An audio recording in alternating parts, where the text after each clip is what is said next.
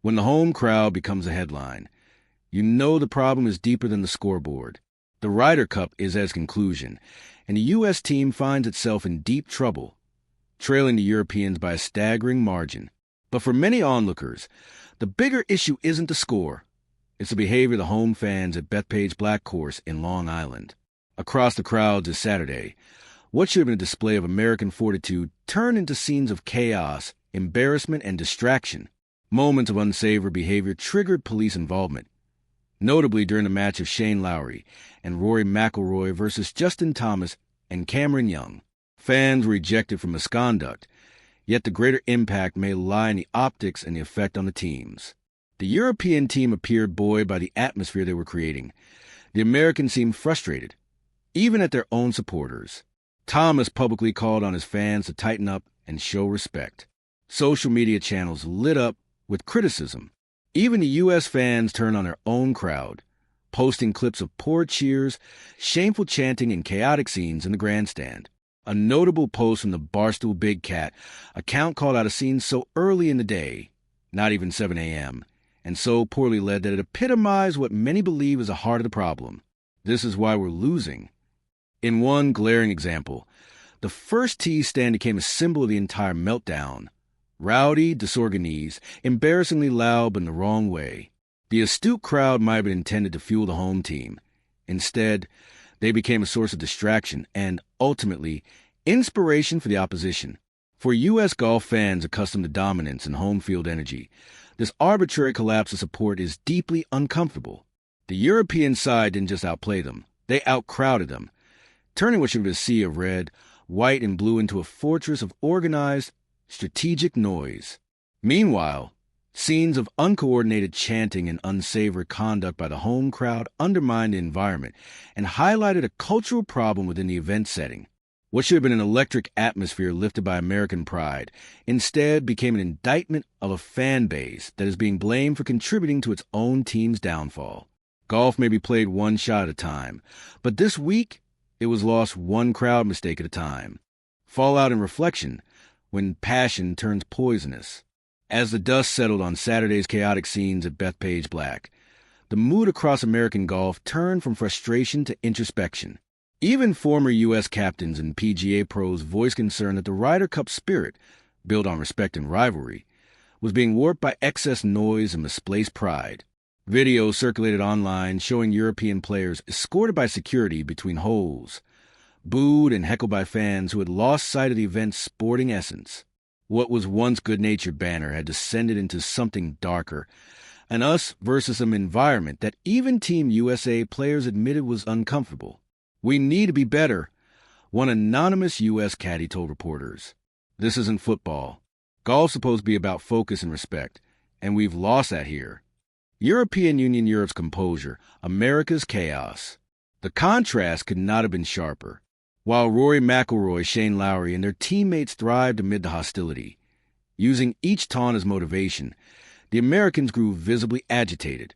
By day's end, Europe led 11.5, 4.5, an almost unassailable margin heading into Sunday singles.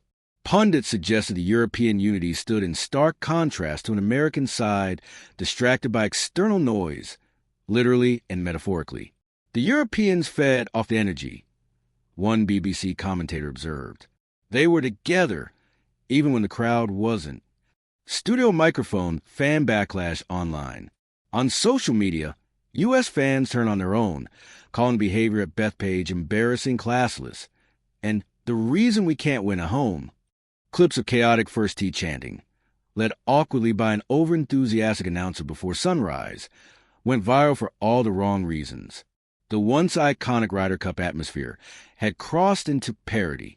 "It's not passion, it's pandemonium," one fan posted on X.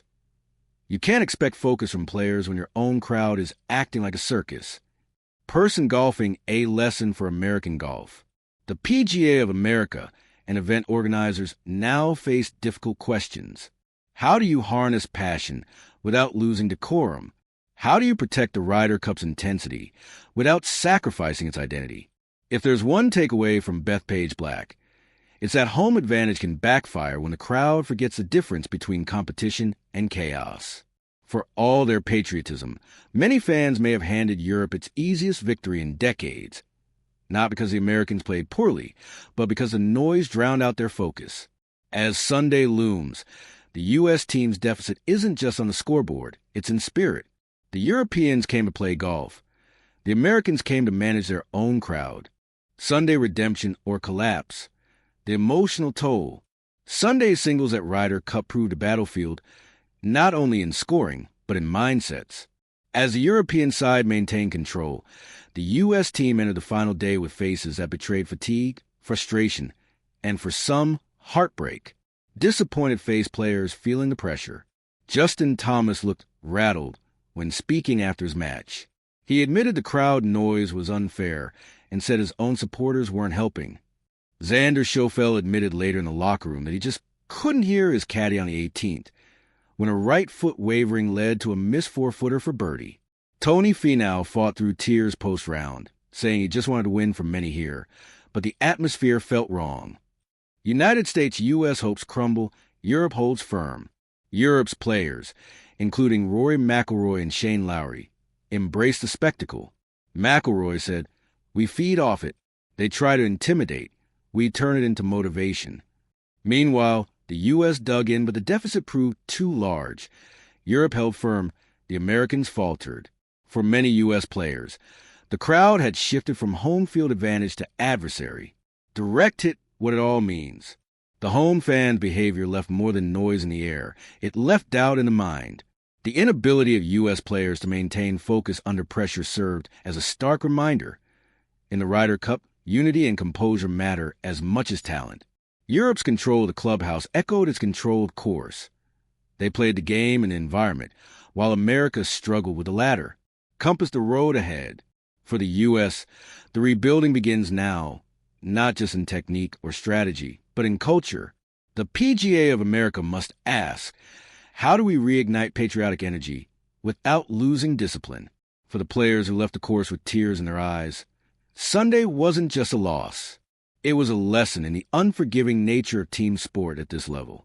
And for Europe, the win will be remembered not just in trophies, but in how they transformed noise into nerve and spectacle into success.